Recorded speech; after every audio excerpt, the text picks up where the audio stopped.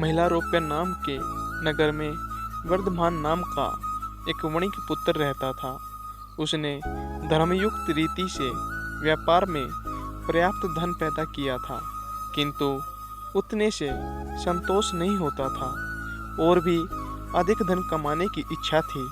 6 उपायों से ही धनोपार्जन किया जाता है: भिक्षा, राजसेवा, खेती, विद्या, सूद और व्यापार से।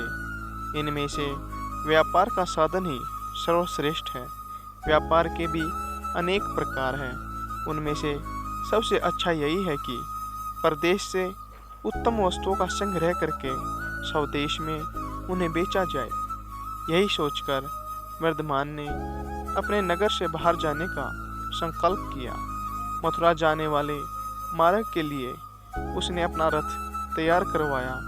रथ में 2 सुंदर सुदृढ़ बैल लगवाए।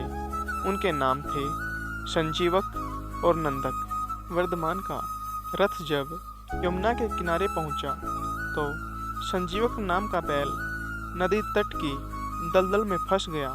वहां से निकलने की चेष्टा में उसका एक पैर भी टूट गया। वर्धमान को यह देखकर बड़ा दुख हुआ। 3 रात उसने बैल के स्वस्थ होने की प्रतीक्षा की।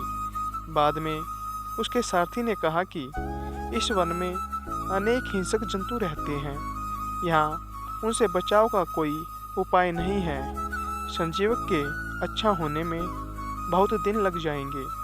इतने दिन यहाँ रहकर प्राणों का संकट नहीं उठाया जा सकता। इस बैल के लिए अपने जीवन को मृत्यु के मुंह में क्यों डालते हैं। तब वर्धमान ने संजीवक की रखवाली के लिए रक्षक रखकर आगे प्रस्थान किया।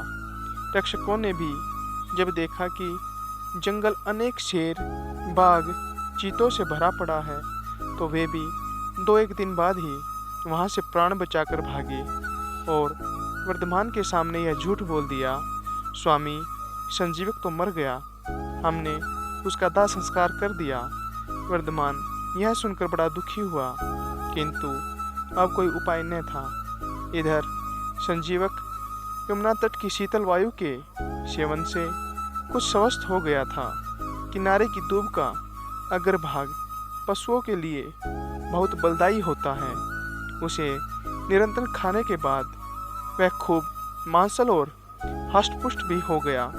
दिन भर नदी के किनारों को सींगों से पाटना और मदमत होकर गरजते हुए किनारों की झाड़ियों में सींग उलझाकर खेलना ही उसका काम था। एक दिन उसी यमुना तट पर पिंगलक नाम का शेर पानी पीने आया। वहाँ उसे दूर से ही संजीवक की गंभीर हुंकार सुनी। उसे सुनकर वह भयभीत सा हो सिमट कर झाड़ियों में जा छिपा।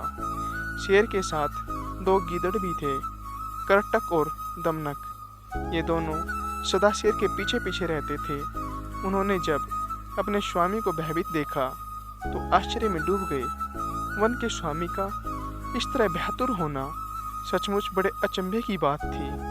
आज तक पिंगलक कभी इस तरह भयभीत नहीं हुआ था। दमनक ने अपने साथी गिदड़ को कहा, करटक, हमारा स्वामी वन का राजा है, सब पशु उससे डरते हैं। आज वही इस तरह सिमटकर डरा सा बैठा है।